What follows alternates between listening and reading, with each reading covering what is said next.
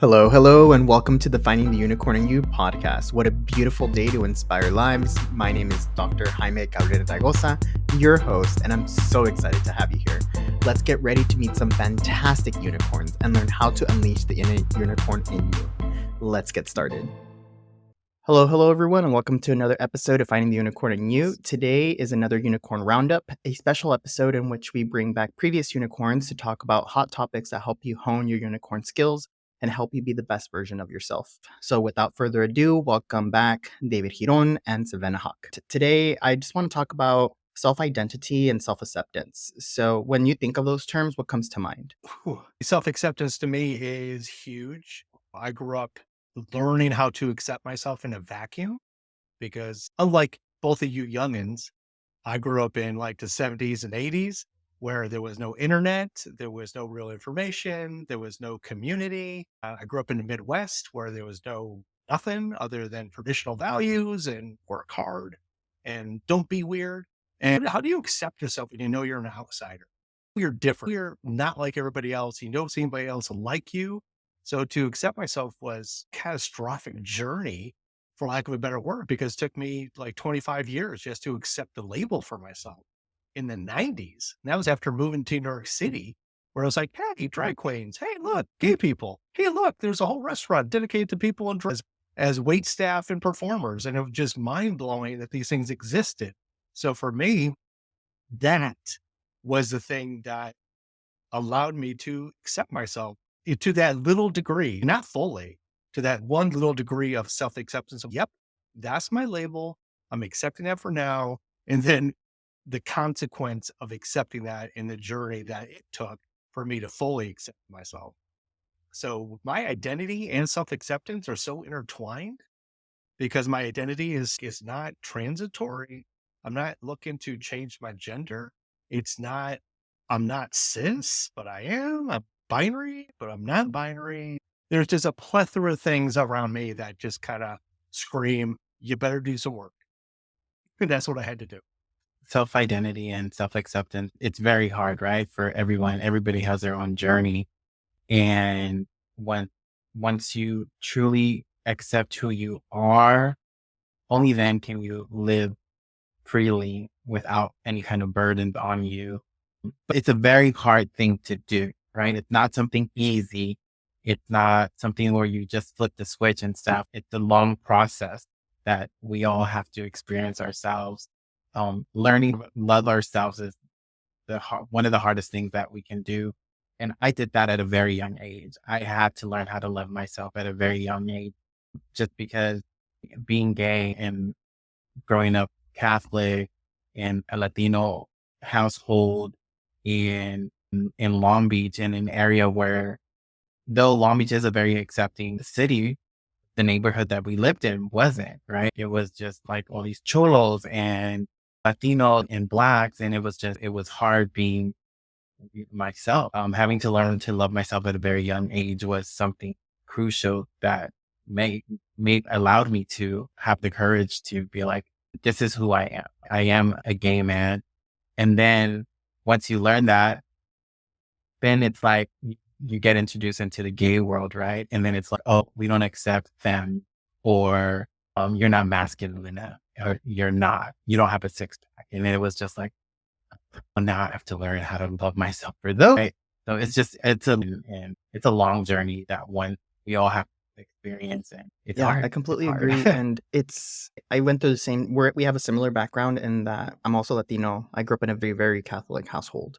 And I grew up in the outskirts of LA, of Los Angeles. So back in the day, in my high school, there was only one out kid, and that kid got bullied so bad to the point where, like, there was no reason why I should want to come out and go through that same trauma that kid was going. I do feel a little guilty because if I had the knowledge that I knew now, I would stand up for that kid. But, back in the day, we're just trying to deal with our own inner demons and our own, like, ants crawling all over our head with these negative thoughts that it was so much to even go through. But even today's age, where I feel that we've progressed somewhat, even there's still some within our own community, the fat shaming, the whole cis shaming, like you, it just seems so. Even if you classify yourself as a top or bottom, like those significant, like those two binaries, there's more of a stigma with bottoms than there is with tops, and it's just like a whole. There's so many different things, and I think we still have a lot of work to do within our own community. I just let you know I am not Latino, nor am I from LA. So I'm the odd person out in this group. Just FYI. But why don't you tell us about your experience? 'Cause I know you're from you were in New York, and then now you're in a different state. So how was it compared in comparison? You both bring up amazing points. And one thing I want to say is about that self preservation. Like when we're teenagers, and every teenager, no matter what walk, no matter what religion, no matter what orientation, we're all out to just self preserve and survive. From, like you said, from fat shaming, the fat kid being bullied, the effeminate kid being bullied, the person who's wearing the weird clothes from the 70s. Like in the 80s, somebody wearing bell bottoms was like chastised and made fun of. So like we're all trying to just survive. And it is hard to stand up from somebody for somebody else when you're just trying to be the person not in that place. Like I don't want to be that kid. So to stand up for that kid, that is an act of bravery that not a lot of kids are going to have within them to do. So that's tough. That's tough. It's not a shameful thing that you didn't. It's just, it's a regret we have as adults that we should have. Looking back, if I knew what I knew now, I would have stood up for that kid. It's hard to say that when you're a 14-year-old kid going through it. So have some grace for yourself if you're feeling a lot of shame and regret for what you didn't do because you didn't know any better. For me, I grew up Lutheran, which is watered down Catholic, as you all know. Not a lot of like ritual, not a lot of things telling us what we should do, what we shouldn't do. It was very almost non-denominational way. I grew up in a nuclear family, Midwest in Detroit, outside Detroit. So I had a nuclear family, one sister, one brother, a mom, and a dad. So there was really nothing in my life that screamed I had to be a certain way. But when I heard my mother and father make fun of the kid across the street for being, and he was ended up coming out as gay. But when he was like 14, 15 years old, they were talking about him about, oh, he's this, he's that, he's probably gay. And just the tone of how they spoke to each other about the neighbor kid who was a kid who was like 2 years older than me. And I was like, huh, maybe I should backpedal anything I might want to say to my own parents as a result. So that pretty much, with the self preservation in mind, kept me right at the, I think I'll just keep this to myself. And then slowly started like finding people like a girlfriend or a really close confidant that you could share how you're feeling, even if you didn't understand the language of the thing you were dealing with. Especially for me, I didn't know what dual gender was. I didn't know what gender queerness was or fluidity or non binary. Those words didn't exist in the 80s. It was just like, oh, you must be gay. I'm not gay. I just like to dress as a girl. It's like, it's not the same, but I couldn't even comprehend. I was like, how are they different? If I'm dressed as a girl, that must mean I want to do all the girl things.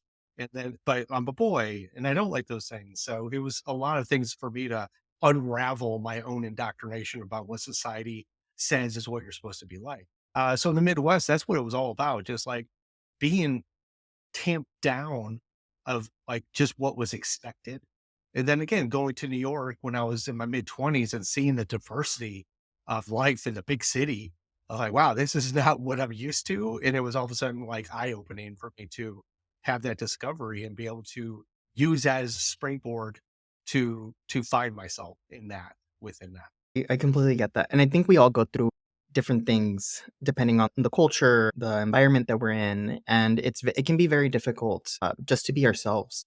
And like you said, same thing. My dad is super to this day. He's super homophobic, and he would consistently make fun of people as we were walking. Like, oh, look at that guy. He's such a F word. Oh, he's such a.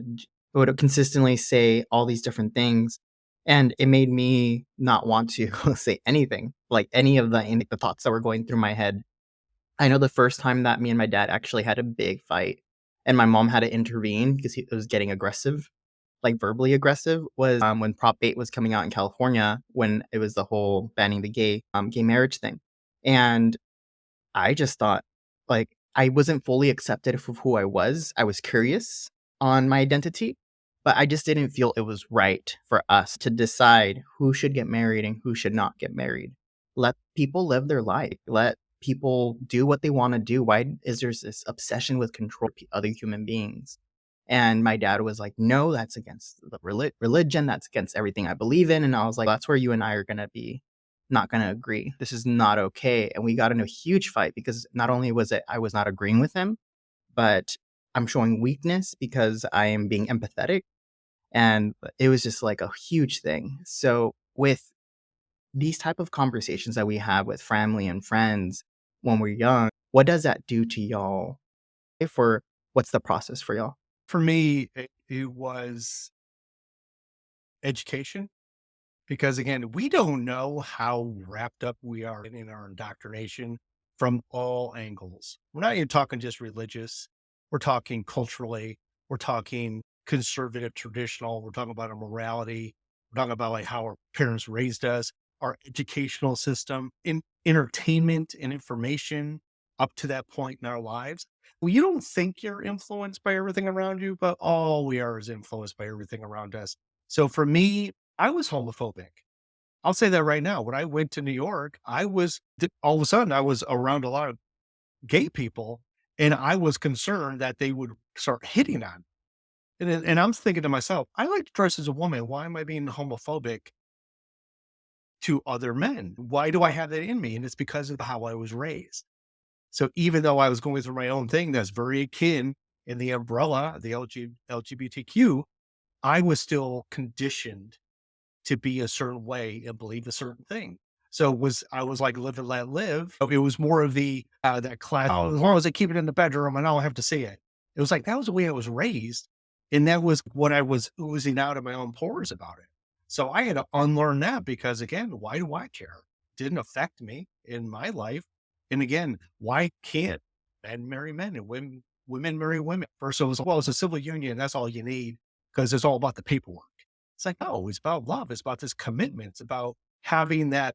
I know you don't need a piece of paper to prove love, but it was like a quality. And the problem is, it wasn't like, let's just leave it off the books. It will figure it out. No, no, no. Let's make a damn sure plan to keep it from being able to be done, which is what I see in so many of these bills now. Every bill is about barring us equal right. It's like, you need to do what you need to do because that's the right thing. It's like, based on who? Is this like culturally your belief? Is it religiously your belief? Is it the belief that like we can't all just do the right thing by each other, but we have to have a law that says, nope, but you can't because you're a little weird, which I am, but not in a way that's going to hurt anybody. But I'd be very curious about what David thinks. No, it's trying to break those traumas that we're raised with, right? And it's not only doesn't only come from family and friends. It comes from many different faults in our lives, right? So I will always remember this trauma that I dealt with a very long time from when I was in fifth grade. Our teacher I don't remember exactly why we were talking about it, but we were talking about AIDS and the HIV pandemic. And a kid said that gay people that gay people were the ones that had the HIV, right? And the teacher said, yes, all gay people have AIDS. And that stuck with me forever. And I remember going home that day. Obviously in fifth grade, I was 10, 11 years old. I didn't know what gay was. I didn't identify as gay, but I know that I was always being bullied and being called gay and being called a girl. And I knew that I was different. So when she said that, I went home and I cried and I prayed and I said, God, please don't let me be gay because I don't want to have that disease. That's an awful disease and I don't want to die from that. I've never done anything. Why would I have AIDS? And it stuck with me for a very long time. And it was a trauma that I had to deal with and educate myself, right? That just because you're gay doesn't mean you have AIDS. Not something that we're born with. Like it's just something that you may come across in your lifetime. But it was hard. It's hard that when you have to hear these things from the people that you're supposed to look up to and trust and they misinform it and it's just their own beliefs and it's awful and it's really sad. Yeah. And then with that, I'll even add on for myself being considered mentally ill. Like the want to do this is indicative, especially from was it in the diagnosis manual 3, it still was considered a mental illness to want to do this, to dress opposite your gender or your biology. So yeah, until we got into later understanding, even the medical environment, but medical professionals were saying you're a fetish or taboo, you're mentally ill, which persists today, even though it's not been defined as such anymore, unless it's I think it has to be like it has to have a negative effect to your daily life. Like if I was doing this and this was like just obsessive and I couldn't actually function as a human being, then that is indicative of more of a mental illness than being a productive member of society. So it is akin, but yet you had an entire generation that weaponized AIDS to villainize the homosexual community. So for you, like coming up into it, not even sexually active yet, and like you're struggling with this idea of who you are from your orientation or as a person, to be told this and then say, "Oh, please don't let me be this way because I don't want to die." I mean, a huge poignant statement about the how misinformation and how ignorance affects us on a personal level. Like my dad and my family, they didn't talk to me for a long time after I came out. And when I finally went back to a family reunion that I was invited to, the first thing that I heard was, "Oh, Jaime's probably late because," and this like I was around the corner, like they hadn't seen me yet as I entered the apartment complex, but I heard, Jaime's probably late because he's probably over there selling drugs to kids and probably like taking being a pedophile, you know how the gays are.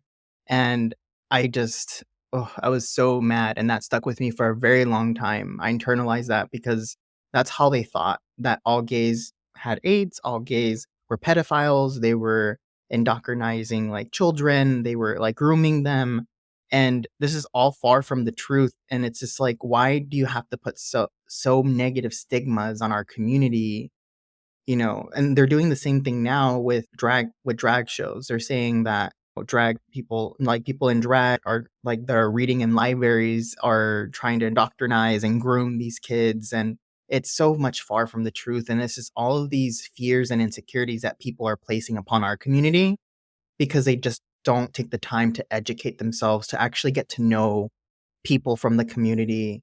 And we're not so different. We're just human beings. There's slight differences on who we like, how we want to represent ourselves, how we express ourselves, how we love. But that's pretty much the biggest difference, in my opinion. Yeah. But since it doesn't conform to the norm, then any minority is always marginalized in some way, whether it's by who you love, whether it's what you want to wear, whether it's how you present yourself, whether it's the color of your skin, your culture, your religion. If you are not quote unquote the majority, there's always going to be somebody wanting to oppress you or wanting to think that you're not as good as. And that's unfortunate. Even to what your point, I mean, you said, oh, they thought I was a pedophile, or they use that in the same word as they said my name. They said he's all these things or could be. I was told by a fellow church member who was a very close friend at the time to my girlfriend, who said, I don't want your boyfriend shaking my daughter's hand during where we all shake hands during the service because he's a pedophile, because she knew I cross dressed. And she almost lunged at me across the pew, like it's very tense, aggressive stance. And I'm like, I didn't know what was happening until she explained it to my girlfriend. I said, I don't want him around my kid. He's a pedophile. I'm like, how do you unlearn that? It's just, it's such a hard road to educate people who don't want to be educated. That's the big key. Until people are open to learning, you're not going to magically change anybody's mind. And if you don't agree with these things, then don't take your kid to a drag story time. Because we have a drag story time here at one of our local bookstores in Riverside. And they get a lot of protesters every single month that they do it. And they're coming in and they're trying to like protest and block people from coming in. And they have their signs and they're just spewing all this hate. And it's like these parents are choosing to introduce love and acceptance to their kids. These kids just are there to hear a story from a person, right? I had an incident earlier this year when I was at the barber shop and they were talking about drag story. And this barber was just like, that's not right and everything. And I just sat there and my blood was boiling just listening to all this misinformation he was just talking about. And I finally had to say something. I was like, "What's wrong with that?" And he was like, "You don't see nothing wrong with it?" I was like, "No, it's a person reading a story to a kid. There's nothing wrong with it." And he was like, "Well, it's a man in a dress. What's the problem?" And he goes, "Oh, these kids don't understand that stuff." And I was like, you know what? Kids understand way more than adults think that they do, right? Or that they do. And they're taught at a very young age that gay is bad, that man and man should not be together, woman and woman should not be together. And I've been called gay at a very young age. And they, these kids use that word in a bad way to attack me, to make me feel less than, to make me feel small. So what if these parents start teaching them like gay is okay. There's nothing wrong with being a part of the LGBT community, and in exchange show them acceptance and love. And I brought a great point to him. I said, he was like, and I asked him, I was like, when you were young, how many drag story times did you go to as a kid? He was like, none. And I was like, okay, how many pride festivals did your parents take you to? None. I was like, okay, I wasn't taken to no drag story time either. And I wasn't taken to any pride festivals as a young kid either. But look at us. I grew up to be a gay man and you are not. You identify as a straight man. So what's the difference? I was like, so these kids, I told him, I was like, I was born gay. Like, this is who I am. This is as far as I can remember. Like, I always knew I was different. And I was like, so nobody's trying to groom these kids and have them become gay. Like, we just want to show them a part of the community and get them involved. So that way they just learn acceptance. So that way they don't pick on these younger kids, right? These queer kids that are trying to just live their lives and not have to worry about being bullied, being attacked. Having, unfortunately, some of them have committed suicide, right? We know about so many that have committed suicide. And there's awful stories about people that like kill someone too for being part of the community. So you're right, right? Like, how do you educate someone that is not willing to open up to learn something different? And I think that's the biggest thing here is we need to change the narrative. I used to work in homeless services in West Hollywood, and I worked with this wonderful person who unfortunately was kicked out of her home because she was born male, but she transitioned to female. And she was in her process, but her family did not accept that. So they threw her out and she lived on the streets. The turmoil of her family not accepting her and her friends not accepting her and her being on the street caused her to commit suicide. I only got the privilege of talking to her for 2 months and working with her and trying to get her rehoused and trying to, like, get her to work, and we were making progress, but that depression of not people not accepting her made her not wanna accept herself either. So, unfortunately, it made her do that, and it hit me so hard just because that was, like, the real like, my eye opened, for the first time. I'm like, "Wow, what people do actually do impact other people," and I think that's what we don't a lot of us don't understand is that those little comments that they're saying to us add up. The little microaggressions, and not it's not just you saying that, it's multiple people, even people within their own network saying that to them, it's also them saying it to themselves. So, with all of these challenges that we're all going through, that we've gone through, I asked the question again, how can we silence those voices and being okay with who we are, knowing that we're still probably gonna have some type of people out there that are not gonna be okay with who we are. It's tough. Like I said before, it's tough to come to that come to Jesus moment for you Catholics out there. It's not easy. It's not easy to be strong enough in your own sense of self to even be able to combat all that negativity, all those microaggressions, all those things that people in places of authority, parents, teachers, older friends, relatives, those are the people who shape us more so because we see them as authority. We see them as people who know best. And those are the people who can affect us the most strongly. So to come up in a world where you have to have this sense of self like innately, you have to actually be born with this sense of self that you're strong enough to overcome everything coming at you. And you're talking about this young woman who killed herself because she could not. Some of it is just, I don't know. I don't know if it's like you have that core strength, like in and of yourself primarily, as well as learning everything you can to know that you're validating yourself. Because if we rely on everybody else to validate us, there's way too much invalidation that makes the validation seem like little chirps, the arena of hate. It's like you're not going to hear it. You're not going to hear it. And then the more people that say it, we start negative talk. And then we start believing it because we're saying it to ourselves and in our brains. So we're just taking it on and then say, well, it must be true because everybody says it's true. So it is that the only way you can do it is to know it's not true on some level and go whatever you need to do to find the truth for you. And it is information, it is finding community, it is surrounding yourself with people who love you.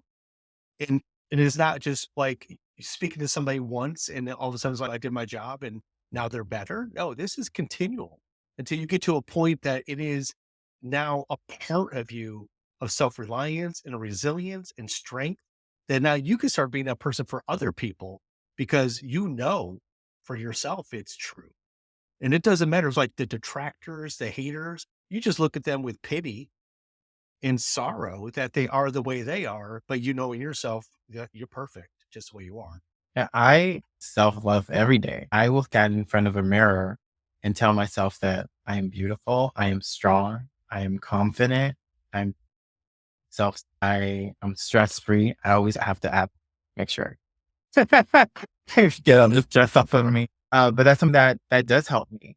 And when you tell yourself that every single day, it starts growing within you and you start believing it because it is true. And then when you get all these haters, because haters are gonna hate, right? Like they're gonna hate all the time. And when you get all these individuals that are going to try to put you down, well, you can't put me down because I already know within me that I am who I am. I love myself, and there's nobody else that can love me more than myself. And I love myself a little bit too much sometimes. So when I get those individuals that do try to put me down, like it's impossible. Like you can't put me down. Like it is what it is. Like you just want to hate. Like the way that I see it is you are going to hate on someone that is doing better than I take hate as a compliment. I love the haters because they're not going to go ahead and hate and try to put somebody down like that's doing less than them. They're trying to put people down that are doing better than them. Yeah, I do something similar, but I record myself whenever, like every day I tried to write like a memo. I used to journal, but I just got tired of writing. So instead I just record myself and I do like a mini vlog. And I say how my day went. I say like the rose of the day, went really well, and then the thorn of the day, what went really bad. And then the day after, I rewatch myself and then I journal about it like a reflection. That's what I was feeling that day, what was true, what was not true. Because I think a lot of us, we get so involved in our emotions that day that our mind is clouded of rationale. So we need to take a step back and allow us to just feel what we need to feel that day. And then the next day say, okay, that's not going to be in the end of the world. It's just because my neighbor said this or my friend said that doesn't mean that it's true. But practice that self love and really talk to yourself and say, I am worthy of love. I'm worthy of my own love. And as RuPaul says, how are you supposed to love someone else if you can't even love yourself? Love has to come within you first. And then the more you love yourself, then you're going to attract people that will love the same way. But you need to be kind to yourself. You need to give yourself grace. Like what Savannah said, we're all going to make mistakes, but be kind to yourself and allow yourself to make those mistakes and learn and grow. And for the people that are going to throw hate at you, there's a saying that I take to heart. It bless them and release them, and just bless them for whatever they're going through because they have a lot of work to do as well. So just bless and release their comments and keep moving with your life. Yeah, and I also take that last part one step further because a hater's going to hate, but why do they hate? And I think it's one thing to say, I bless you and I release you because you're going to hate. But there's a lot of people who don't take that next step of empathy to say, why is it that you're hating? It's like, I'm not looking to change you, but if I can understand you a little bit more, that means that I can add that to my own validation and my own understanding of the world. For instance, when I came down to the South from New York City, I realized when I first came down here to South Carolina, there were still conversion centers. And I said to myself, those still are a thing. We still have conversion centers in this country. And I think it was 2018 at the time. I was blown away that this thing still existed in the world. And I was up in the liberal North, blue country. I didn't ever know that this thing still happened. So I started asking myself, one, it's wrong, right? That's absolute. But why would parents send their kids to conversion centers? Knowing it's evil. We know it's evil because we know the resultants of what it wrongs for all of us. But I said people would take their kid to a conversion center because one, they don't want them to be gay, let's say, because their religious belief system says that if you're gay, you're going to hell. So you're not sending your kid there just because you hate your child necessarily. You're doing it because you want them to be saved. So while it's all very um, fuzzy logic, it is based on a place of their belief. Therefore, that's why they make those decisions, or that's why when their minister says you should take your kid to X, they'll do it because they believe what they're being told, the parents. So while I don't believe in anything I just said as the right course of action, what I can say is that I understand the rationale from their side. That makes me have a little more empathy about what it is that they did. It doesn't condone it in any regard, but it makes me understand the premise better so that I could just get into under their skin to understand it all. Yeah, that makes sense. And I think it's easier for us to understand and have a conversation when we listen. I know that sometimes it can be very difficult because what they're spewing out is not the nicest of words, but really try to see what they're trying to say and what David did at the barbershop, and then try to educate a little bit. Like, it's not your job to try to change the world, but if you can at least change one person at a time and have one nice conversation, you never know what that's going to lead to. And I would say the conversation is the most important part. It does not matter if you change their mind. It doesn't matter if they were swayed. It matters that you had an intellectual, at heart, normal conversation, wasn't elevated, wasn't yelling, wasn't confrontational. It was just like, let's talk about it. And if you could talk about it and have a discourse, that is what's going to hold on to their little brain just a little bit. That maybe the next time they have a conversation, that'll be echoing in there a little bit more. And that can make all the difference is that you could, if you just soften their stance because you give them information that is logical and rational and really can't be refuted. Like, oh, if I go to this website, it'll tell me why you're wrong. If we just have this real world conversation and get them to ask themselves the questions, that's all we can hope for. Maybe that's all we need to do. So the question is to David is what happened the next time we went to that barbershop? I didn't go back. I just couldn't. I couldn't. And just because we had the conversation and he was still upset. Like he was very upset. It was very, you can tell by his body language and the tone in his voice that he just wasn't having it. Right. Mm. And he was so upset that I even had the nerve to say something and speak up. Cause I was just like, dude, I'm pretty sure I'm gay. Like I've been here several times and I'm like, just cause I'm not in here in the dress or something, like, oh, I'm gay. And how dare you say these things in front of me? I thought that was just so disrespectful. We had the conversation, but he didn't like the conversation and he was just so upset. And he actually just ended up going to the back. Mm. I didn't feel comfortable. And the thing that made me so uncomfortable was that it was a full house. There was every chair had a person sitting there.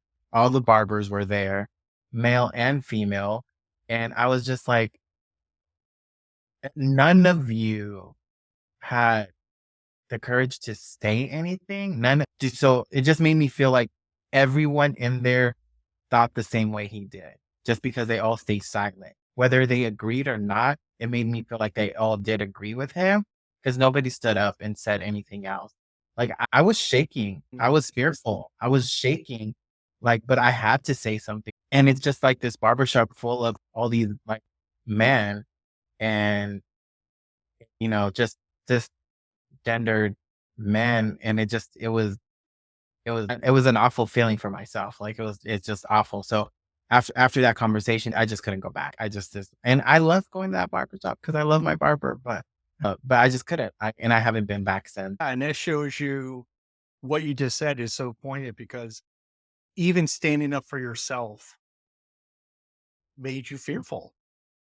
And think about people who have an opinion. Most people don't walk around with opinion being afraid to speak it.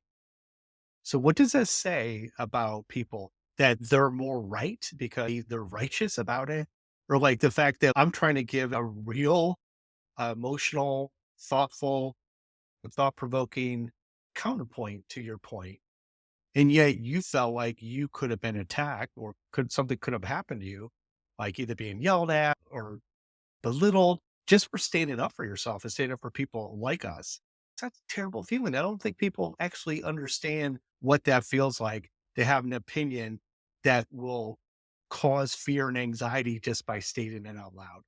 It brings up a good point of knowing that it's not always going to be a safe space for you to have those conversations because you don't know how the other men were going to react or the other people and if who they sided with. And like you said, you don't know if they were for you or against you or if they were just neutral about it.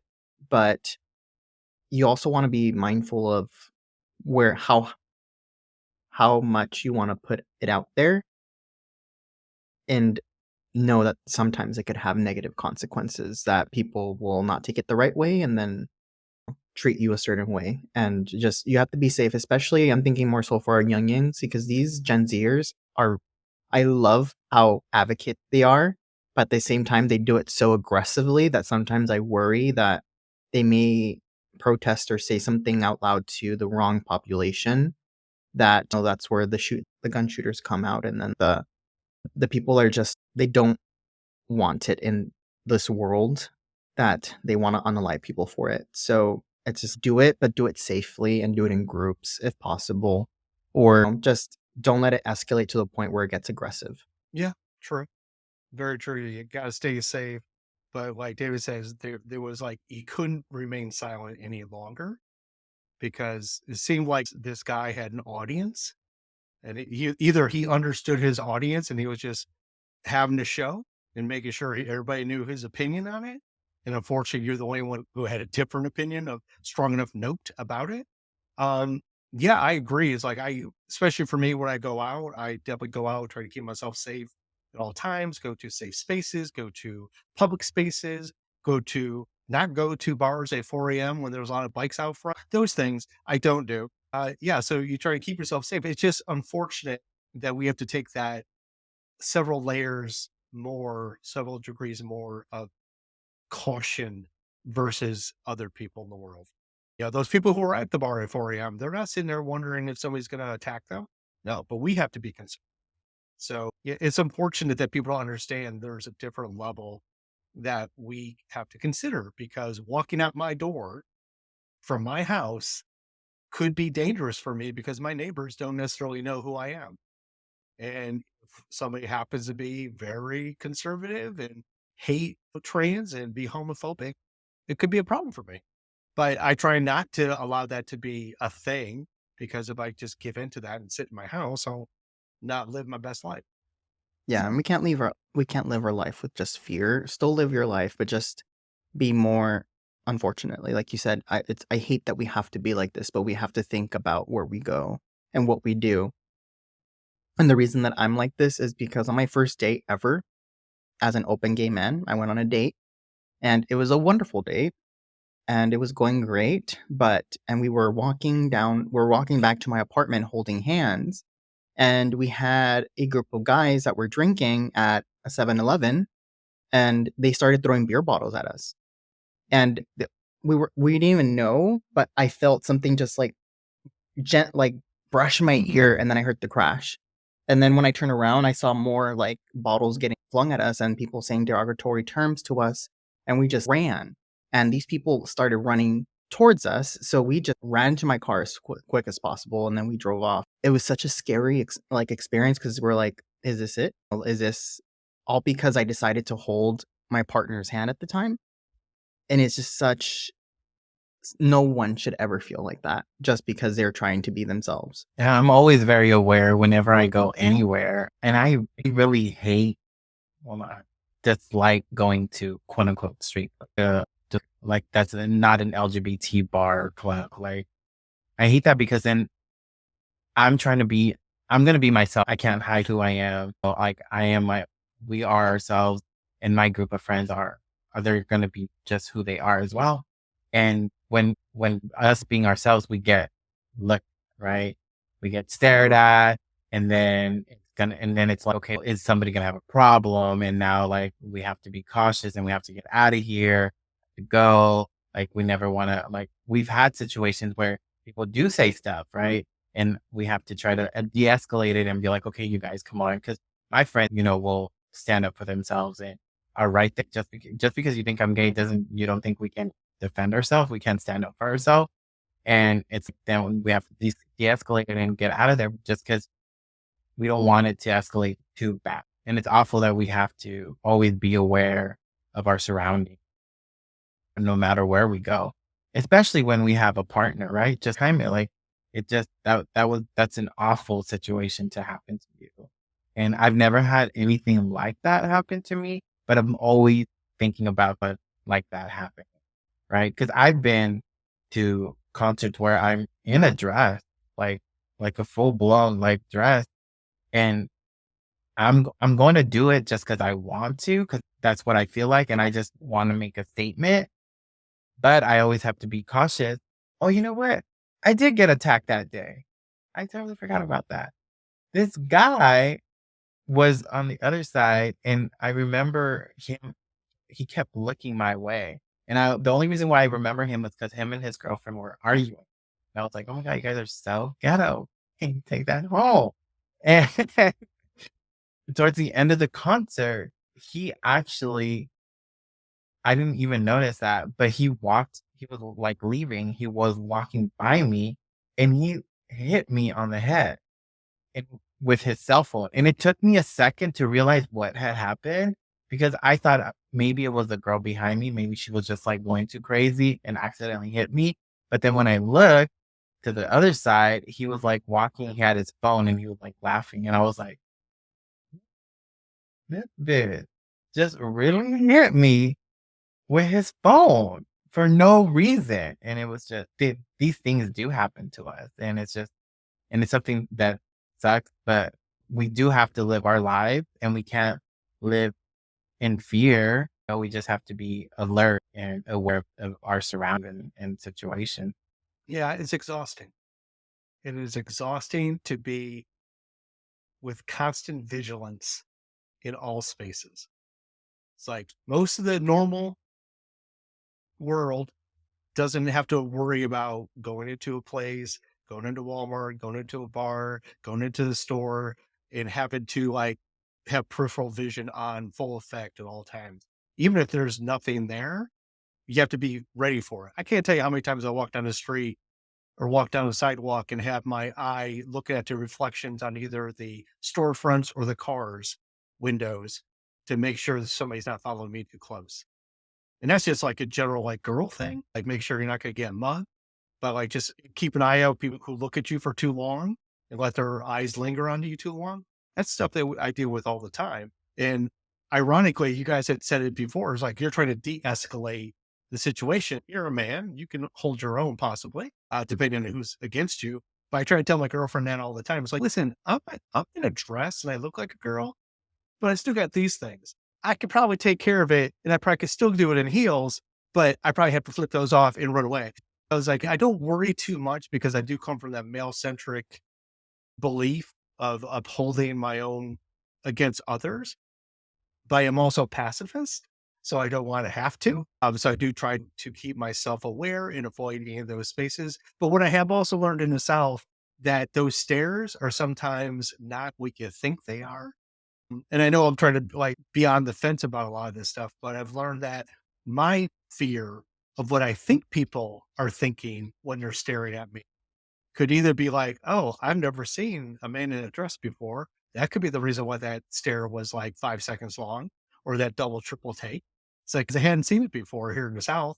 So for me, it's like, all right. Or maybe they think I'm the most beautiful person who walked into to Walmart that day because I was looking my finest, as opposed to being in my slippers and pajamas with no makeup. So there's a lot of things I've realized and have been more my own, but also I've been very fortunate to not be attacked, to not have things thrown at me, to not be hit. So with that, sorry, yeah, doggy, she's I want some attention. So with that being said, it's like I've been a lot more fortunate about my experiences. It definitely hasn't dissuaded me from being not on guard. And thank you both for sharing. And I really do appreciate this conversation. I think we've dug into some really deep topics.